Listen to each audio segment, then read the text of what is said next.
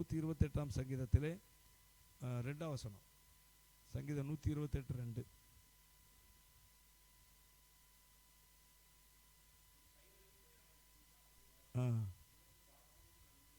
உண்டாயிருக்கும். இன்றைக்கு நமக்கு ஆண்டவர் கொடுக்கிற வாக்குத்தத்தம் என்னன்னா, உனக்கு பாக்கியமும் நன்மையும் உண்டாயிருக்கும். உனக்கு பாக்கியம், அதாவது கர்த்தருக்கு பயப்படுகிற மனுஷனுக்கு தேவன் கொடுக்கிற அநேக ஆசீர்வாதங்களில் இரண்டாவதாக இந்த ஆசீர்வாதத்தை சொல்லுகிறார். உனக்கு பாக்கியமும் நன்மையும் உண்டாயிருக்கும். கர்த்தருக்கு பயந்து அவர் வழிகளில் நடக்கிறவன் எவனோ அவன் பாக்கியவான் என்று சொல்லிவிட்டு அடுத்து அந்த வசனம் சொல்லுகிறது, உன் கைகளின் பிரயாசத்தை நீ சாப்பிடுவாய். கைகளின் பிரயாசம் அது முக்கியம். அடுத்த ஆண்டவர் சொல்லுகிறாரு, உனக்கு பாக்கியமும் நன்மையும் உண்டாயிருக்கும் என்று சொல்லி. பாக்கியம் என்று சொல்லும்போது நம்முடைய வாழ்க்கையில் வருகிற ஆசீர்வாதங்கள் அனைத்தையும் குறிக்கிறது. பொருளாதார ஆசீர்வாதங்கள், ஆவிக்குரிய ஆசீர்வாதங்கள், பாக்கியம் என்று சொல்லும்போது பிளெஸ்ஸிங்ஸ் என்று சொல்லி இங்கிலீஷில் நாம் பார்க்கிறோம். எனவே அது அநேக ஆசீர்வாதங்களை குறிக்கிறது. எனவே கர்த்தர் தேவனுக்கு பயந்த ஜனங்களுக்காக அவர் விசேஷித்த ஆசீர்வாதங்களை அவர் வைத்திருக்கிறார். முதலாவதாக ஆசீர்வாதங்கள். அடுத்ததாக ஆண்டவர் சொல்றார், உனக்கு பாக்கியமும் நன்மையும் உண்டாயிருக்கும். நன்மை என்று சொல்லும்போது நம்முடைய வாழ்க்கையில் வருகிற அநேக நல்ல காரியங்கள், அதை தான் நன்மை என்று சொல்லுவோம்.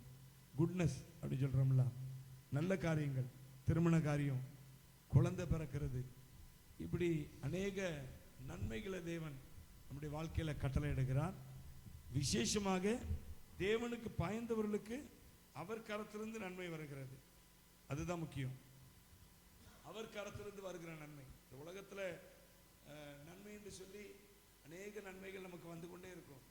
எல்லாமே தேவன் தருகிறது என்று சொல்லி நாம் சொல்ல முடியாது. ஆனால் நாம் நிச்சயமாக சொல்லலாம். நாம் என்றால் தேவனுக்கு பயந்து அவரை ஆராதிக்கிற, அவருடைய நாமத்தை மகிமைப்படுத்துகிற, அவர் ஒருவரே என்னுடைய எல்லா தேவைகளுக்கும் போதுமானவர் என்று அவரை நம்பி இருக்கிற நமக்கு ஆண்டவர் சொல்றாரு, அவர் தருகிற நன்மைகள் நம்முடைய வாழ்க்கையில் ஏராளமாக இருக்கும். இந்த புதிய மாதத்தில் இனி வருகிற வருஷங்களில் தேவன் நமக்கு அநேக ஆசீர்வாதங்களையும் நன்மைகளையும் தேவன் கட்டளையிட்டு கொண்டே இருப்பார். அதை தான் ஆண்டவர் இந்த நாளில் வாக்கு பண்ணுகிறாரு. எனவே நாமளும் தெய்வ சமூகத்தை நாடுவோம். எப்போது நான் சொல்கிறது தான், ஆண்டவர் சமூகத்தை நாடுகிறவர்களுக்கு இது எல்லாமே ஈஸியாக கிடைக்கும். தெய்வ சமூகம் நமக்கு எல்லாவற்றையும் ஈஸியாக்கி தருகிறது. தெய்வ சமூகத்தை நாம் நாடாமல் அசட்டை பண்ணுவோம் என்றால் நாம் வாழ்க்கையில் போராடி கொண்டே இருப்போம். தேவ சமூகத்தை நாம் முக்கியப்படுத்துவோம்.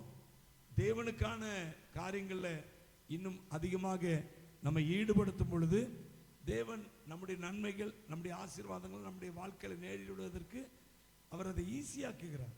நாம் கஷ்டப்பட்டு கொண்டே போராடி கொண்டே இருக்க வேண்டிய அவசியம் இல்லை. ஏன்னா நாம் போராட்டம் என்பது, நீங்கள் ஆதியாகமத்தின் புஸ்தகத்தில் ஆண்டவர் சொல்கிறாரு, ஆதாமை பார்த்து, ஆதாம் மீறுதலுக்குள்ளே போன உடனே அவர் சொல்கிறாரு, நீ உன்னுடைய வேர்வை சிந்தி நீ சம்பாதிப்பாய் அப்படிங்கிறாரு. நீங்கள் வாசித்து பார்த்தீங்கன்னா பிரைஸ் தி லார்ட் 19 வசனத்தை வாசிங்க. 3:19.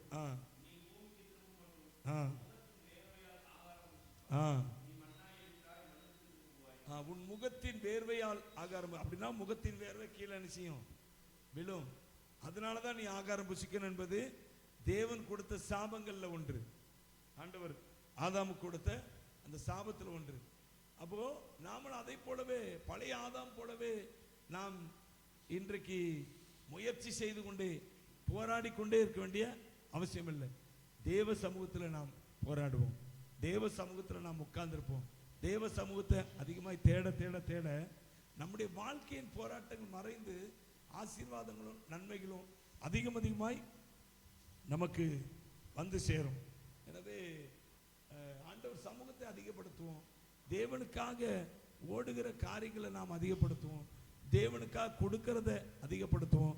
தேவன் நமக்காக கிரியை செய்ய விட்டு கொடுப்போம். தேவன் நமக்காக கிரியை செய்ய அவருக்கு நாம் நம்மை விட்டு கொடுப்போம். அதுதான் முக்கியம். அவரிடத்துல நம்மை ஒப்பு கொடுப்போம், விட்டு கொடுப்போம். அவர் நம்முடைய காரியங்களை பொறுப்பெடுக்கட்டும். உனக்கு பாக்கியம் நன்மை உண்டாயிருக்கும் என்று சொன்ன வசனத்தின்படியாக இந்த புதிய மாதத்தில் ஏராளமான ஆசீர்வாதங்களை, ஏராளமான நன்மைகளை நமக்கு வைத்திருக்கிறார் என்று விசுவாசிப்போம். ஏராளம் ஒன்னாவது கொடுங்க ஆண்டவரே, அப்படி அல்ல, ஏராளமா ஏராளமா. எனவே இந்த வார்த்தையை விசுவாசிப்போம். நம்முடைய வாழ்க்கையில பெரிய காரியங்களை செய்வார். நம்ம எல்லாரும் கண்களை மூடி நம்ம ஆண்டவரை நோக்கி பார்ப்போம். Praise the Lord, praise the Lord. ஆண்டவர் கருத்தில் ஒப்பு கொடுப்போம். ஆண்டவர், நாங்கள் உமக்காக ஓட ஒப்பு கொடுக்கிறோம், உமக்காக கிரியை செய்ய ஒப்பு கொடுக்கிறோம், உம்முடைய கரத்தின் கிரியைகளாக இருக்க விரும்புகிறோம். சொல்லுங்க, இந்த கால வேளையில ஆண்டவர் கரத்தில் ஒப்பு கொடுங்க. உம்முடைய கரத்தின் கிரியைகளாய் நாங்கள் இருக்க விரும்புகிறோம் ஐயா. ஆண்டவரே ஸ்தோத்திரம் ஐயா, ஸ்தோத்திரம் ஸ்தோத்திரம்.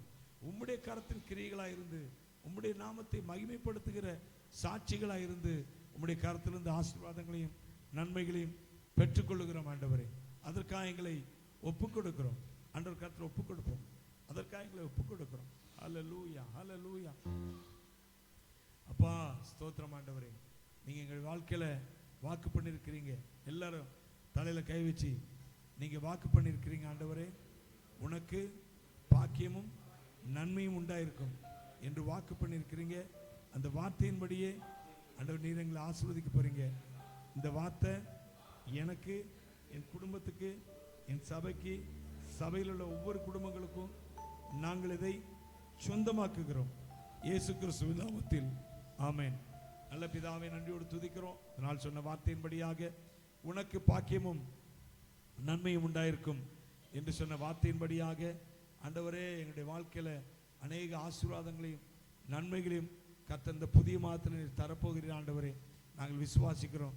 அது மாத்திரமல்ல, தொடர்ந்து வருகிற நாட்கள் எல்லாம் எங்களுடைய வாழ்க்கையில நன்மையையும் கிருபையையும் பாக்கியங்களையும் பெருக பண்ண போகிறதற்காய் உமக்கே நன்றி செலுத்துகிறோம். உம்முடைய நாமத்தை நீங்க மகிமைப்படுத்துங்க, ஆசீர்வதிங்க, பொறுப்பெடுத்துக் கொள்ளுங்க. இயேசு கிறிஸ்துவின் நாமத்தில் ஜெபிக்கிறோம் பிதாவே, ஆமென்.